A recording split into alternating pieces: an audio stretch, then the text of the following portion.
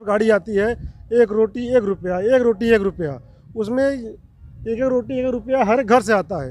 लेकिन जब जहाँ इकट्ठा होता है वो पैसा, वो कहाँ जाता है, वो कितना रुपया वहाँ होता होगा। भगवान तो ये नहीं कहते कि तुम यहाँ के पैसे चढ़ा के जाओ। देश में चंद मंदिर ऐसे हैं जिनके पैसे का कोई रिकॉर्ड नहीं है। शिक्षा के रूप में मदरसे गुरुकुल में जाना, ये हमारी सबसे बड़ी बेवकूफ़ी है। छोड़ दो साहब धर्म की बात करना, छोड़ दो मंदिर मस्जिद की बात करना। नमस्कार दोस्तों, मैं राहुल नागपाल और हम लोग हैं गाजीपुर बॉर्डर। गाजीपुर बॉर्डर जैसा कि आपको विदित है कि यहाँ किसान आंदोलन चल रहा है। किसान आंदोलन में पहले बुजुर्गों की संख्या बहुत ज़्यादा थी, लेकिन गांव में खेतीबाड़ी का काम चल रहा है तो बुजुर्ग साथी जितने हैं वो ज़्यादातर गांव में। लेकिन अब यहाँ मोर्चा युवाओं ने संभाल रखा है। हमारे साथ 4 युवा साथी हैं, उनसे बातचीत करेंगे।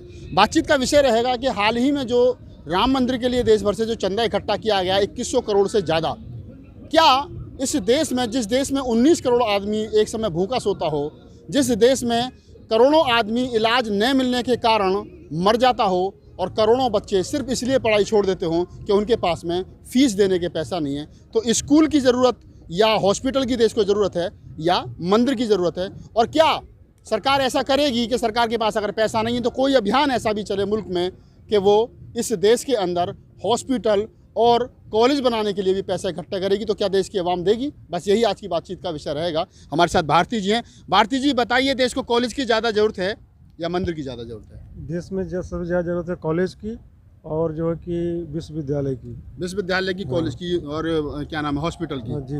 मंदिर की ज़रूरत क्यों नहीं है? मंदिर ज़रूरत इसलिए नहीं है कि उसमें भिखारी पैदा होते हैं। अच्छा।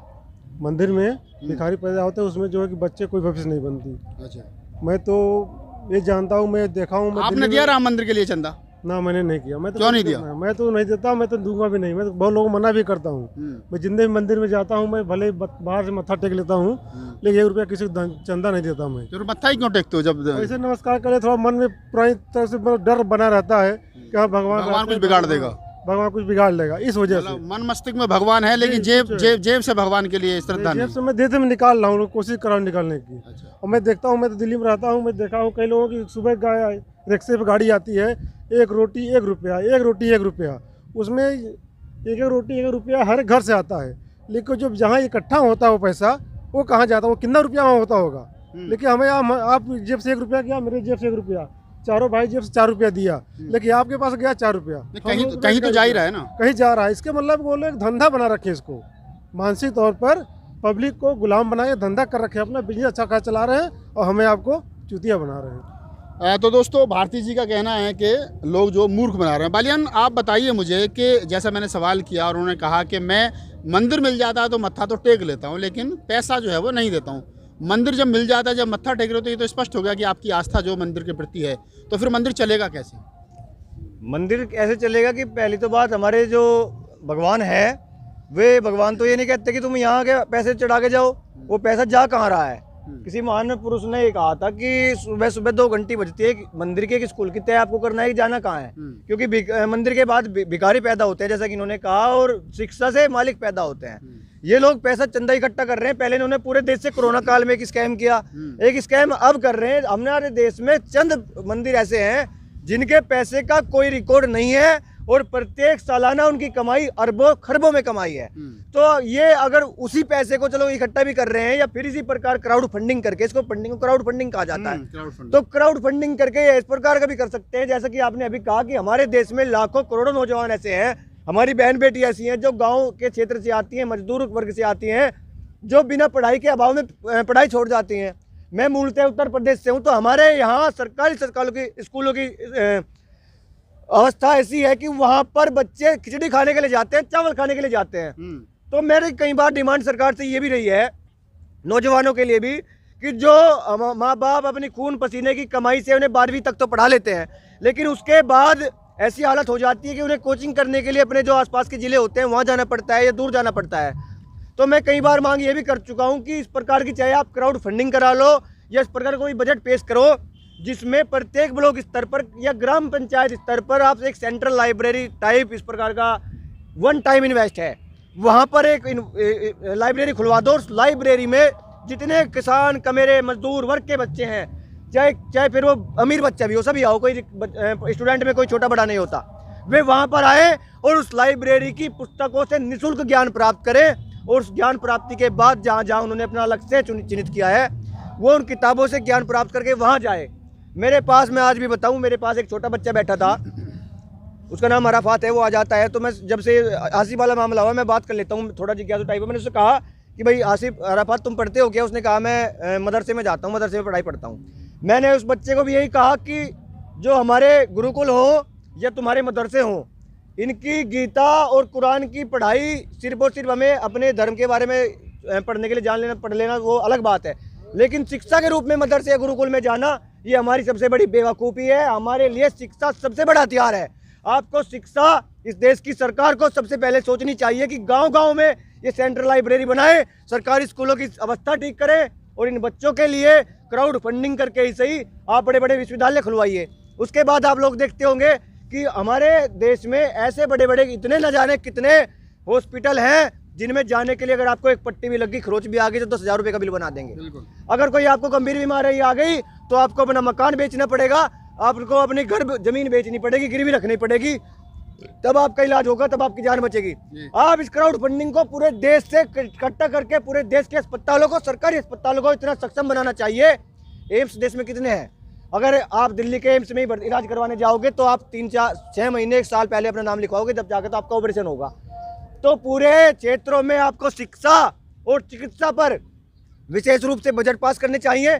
इस देश को मंदिर और मस्जिद की नहीं, इस देश को शिक्षा और चिकित्सा की आवश्यकता है। और हम सरकार से बार बार यही कहते हैं कि छोड़ दो साहब धर्म की बात करना, छोड़ दो मंदिर मस्जिद की बात करना, छोड़ दो हिंदू और मुसलमान की बात करना। इस देश के नौजवान को आगे बढ़ाइए, वो पूरे विश्व पटल पर इस देश का नाम रोशन करने का काम करेगा। आप इस देश की चिकित्सा को आगे बढ़ाइए तो कोई गरीब, कोई किसान, मजदूर वर्ग का बच्चा, बेटा, कोई बूढ़ा, कोई बुजुर्ग बेमौत नहीं मरेगा। उसका शिक्षा की और चिकित्सा की आपको व्यवस्था करवानी। आपको नहीं लगता कि देश के अंदर जो शिक्षा है और जो स्वास्थ्य है उसका जो निजीकरण हुआ है वो आम आदमी के खिलाफ है? आम आदमी के टोटल खिलाफ है। शिक्षा गए आप लोग देख लीजिए, सरकारी स्कूलों में कोई इसलिए नहीं भेजता क्योंकि वहाँ पर लोग खिचड़ी खाने के लिए जाते हैं, वहाँ पर ना शिक्षा अच्छी है ना कुछ। अगर लेकिन उसी शिक्षा को आप अच्छी कर देंगे तो जो ये महंगे महंगे स्कूल है, मैं आप लोगों को बता दूं, महंगे महंगे आजकल स्कूल ऐसे हो गए हैं कि पहले ही जानबूझकर एडमिशन बंद कर लेते हैं और 4-4, 3-3 लाख रुपए डोनेशन तो अपने बच्चों को हमें उस स्कूल में एडमिशन कराने के लिए देने पड़ते हैं। फिर मोटी मोटी रकम वसूली जाती है और उस मोटी मोटी रकम के बाद भी आज ये हमारे यहाँ एनुअल चार्ज है, उसके लिए अलग लेके आना। आज हम तुम्हारे बच्चों को क्रिसमस बनाएंगे, उसके लिए लेकर आना। इतना मतलब अपने बच्चे को पढ़ाना ऐसा लगता है जैसे हमने कहीं व्यापार करवाने के लिए भेज रहे हैं। आपने कहा कि अपने बच्चों को गुरुकुल में और मदरसों में भेजना बंद करें, धार्मिक किताबें पढ़ाना, धार्मिक पढ़नी तो अपने घर में पढ़िए, लेकिन उनको शिक्षा से मत जोड़िए। इनका जो सवाल है, आप कितने संतुष्ट हैं कि क्या हमको धार्मिक ग्रंथ जो हैं वो शिक्षा के साथ, शिक्षा की विज्ञान की किताब के साथ रख करके कुरान और गीता पढ़नी चाहिए? ये तो पहले मैं आपको बताऊं कि जो शिक्षा और धर्मवाद को हमें एक नहीं रखना, हमें अलग रखना, क्योंकि शिक्षा अलग है, धर्म वो चीज़ अलग है। और मैं धर्मवाद को सपोर्ट नहीं करता। अगर यही चीज़ जैसे अब बात है कि एक तरह रख के करें, यार मंदिर हम बनाना चाहें तो हम मंदिर को सपोर्ट नहीं करेंगे। अगर मंदिर जैसे लोग युवा क्रेज़ चल रहा है कि मंदिर मंदिर मंदिर, मस्जिद मस्जिद, ना हमें मंदिर चाहिए ना हमें मस्जिद चाहिए। क्यों? अगर मस्जिद बनेगा तो वहाँ धर्मवाद वहाँ बढ़ेगा, मंदिर बनेगा तो वहाँ लोग धर्म के ज्ञान के सीखेंगे, वहाँ शिक्षा नहीं चली जाएगी। हमें चाहिए स्कूल, हम चाहते हैं सरकारी स्कूल। प्राइवेट स्कूल जो खुले हैं वो बंद हो, वो भी प्राइवेट स्कूल सरकारी स्कूल में तब्दील हो उसमें, और प्राइवेट स्कूल जो तब्दील होंगे और बराबर ही उनका फीस रखी जाए, ताकि हर व्यक्ति को, चाहे छोटे से छोटा बड़े से बड़ा व्यक्ति को, हर व्यक्ति को, हर छात्र को मिनिमम एक ही फीस देनी पड़े और एक ही शिक्षा लोगों तक पहुँचे। और ऐसे ही यही चीज़ अस्पतालों में भी होनी चाहिए। सरकारी अस्पताल में बढ़िया बढ़िया फैसिलिटीज़ होनी चाहिए, अच्छे डॉक्टर्स होने चाहिए, ताकि लोगों को अच्छी फैसिलिटीज़। एक सरकारी अस्पताल में अगर कोई किसी के साथ कोई कांड हो जाता है तो सबसे पहले हमें सरकारी अस्पताल में भर्ती करवाना एक अनिवार्य होता है। क्यों? क्योंकि सरकारी अस्पताल में हमें भर्ती नहीं करवाएंगे तो पुलिस केस में थोड़ा दिक्कत होती है, तो प्राइवेट में करवाओगे तो जान एकदम बच जाएगी। सरकारी उसमें फैसिलिटीज़ इतनी अच्छी नहीं हो पा रही, लेकिन हम चाहते हैं कि जो प्राइवेट वाली फैसिलिटीज़ है वो सरकारी अस्पताल में भी फैसिलिटीज़ हो और प्राइवेट अस्पताल सारे बंद हो। मैं यहाँ अपने दर्शकों को एक बात बताता चलूँ, डॉक्टर अम्बेडकर की एक कोटेशन है। डॉक्टर अम्बेडकर ने कहा था कि शिक्षा वो शेरनी का दूध है जो पिएगा वो दहाड़ेगा। डॉक्टर अम्बेडकर ने कहा था कि अगर मैं इस देश के सिस्टम से लड़ पाया तो इसलिए लड़ पाया कि मैं उनसे ज़्यादा पढ़ा लिखा था। तो ये बात हमको समझ लेनी चाहिए। राहुल बालियान, आप बताइए, जैसा मैंने उन्होंने कहा और आप पूर्व के वक्ताओं ने कहा, आपको क्या लगता है कि देश के अंदर क्राउड फंडिंग जो मंदिर के नाम पर हुई है, सरकार का काम होता है नौजवान को रोजगार देना, नौजवान को की वैज्ञानिक सोच पैदा करना, लेकिन सरकार जिस प्रकार से लोगों को अंधविश्वास की तरफ ले जा रही है और उनको एक तरीके से धर्मवादी बना रही है, ये सही है या लोगों को विज्ञान की तरफ जाना चाहिए? नहीं, अगर हम लोग विज्ञान की तरफ जाएंगे तो हम जो है हर क्षेत्र में जो है हर दूसरे देशों से आगे होंगे, और अगर हम धर्म की तरफ बढ़ते रहेंगे तो हमारा देश पिछड़ जाएगा। धर्म की अगर कोई भी देश लेकर देख ले, अगर हम जैसे कि हम बराबर में हमारा पाकिस्तान मुल्क है, तो पाकिस्तान मुल्क में क्या है कि मुस्लिम कंट्री है, वहाँ पे जो है मोमडन को बहुत ज़्यादा बढ़ावा दिया जाता है, धर्म को बहुत ज़्यादा बढ़ावा दिया जाता है। तो उससे क्या है कि वहाँ पे जो शिक्षा है वो शिक्षा के क्षेत्र में काफ़ी पिछड़ा हुआ है। अगर हमारे मुकाबले में देखा जाए तो काफ़ी पिछड़ा हुआ है, मगर फिर भी अगर हम लोग यहाँ पे शिक्षा को ज़्यादा ध्यान देंगे तो हम लोग काफ़ी अच्छे से तरक्की कर सकते हैं। मतलब आप ये मानते हो कि देश के अंदर मंदिर की उतनी ज़रूरत नहीं है, मस्जिद की उतनी ज़रूरत नहीं है जितनी ज़रूरत हॉस्पिटल की और इस देश के अंदर यूनिवर्सिटी और कॉलेजों की है? नहीं, देखिए, अगर मंदिर का मामला है तो वो एक अपना एक आस्था का निजी मामला होता है। ये नहीं है कि जैसे कि आज के समय में क्या है कि मंदिर और मस्जिद का इस तरह का जो मामला है उसको राष्ट्रवाद से जोड़ दिया गया है। मतलब ये नहीं है कि आप मंदिर में अगर डोनेशन दोगे तभी जाके जो है आप एक धार्मिक व्यक्ति कहलाओगे, या फिर आप मंदिर में विश्वास करते हो, या फिर भगवान राम में विश्वास करते हो। ऐसा कुछ नहीं होता कि आप अगर आप एक अपनी रसीद कटवा रहे हैं तो तभी आप जो है उसके प्रति अपनी श्रद्धा रखोगे। वो अपना मन का वो होता है, मन में जो श्रद्धा है वो सबके प्रति होती है, ऐसा कुछ नहीं होता है। मतलब आप ये मानते हो कि जो राम के प्रति या देवताओं के प्रति या धर्म के प्रति जो श्रद्धा वो एक व्यक्तिगत मामला है, देश को धर्म से ऊपर उठ करके सोचना चाहिए? हाँ, बिल्कुल, देश को धर्म से ऊपर उठ कर सोचना चाहिए, तभी जाके हमारा सरकारों को धर्म से ऊपर उठ कर। हाँ, सरकारों को जो है क्या है कि इसके बारे में जब भी हमारा देश जो है विकसित हो सकेगा। ऐसे नहीं है, शिक्षा को सबसे महत्वपूर्ण मानना चाहिए। शिक्षा और चिकित्सा जो है हमारी जो मूलभूत सुविधाएँ हैं, जो मूलभूत जो है मिलना चाहिए, वो हमें मिलना चाहिए। ये नहीं है कि आप लोग धर्म के बारे में सोच रहे हैं और धर्म को वो कर रहे हैं, तो ऐसा कुछ नहीं होना चाहिए। चलिए, हमारे साथ एक और नौजवान साथी हैं। आप बताइए, देश आपको नौकरी चाहिए या मंदिर चाहिए?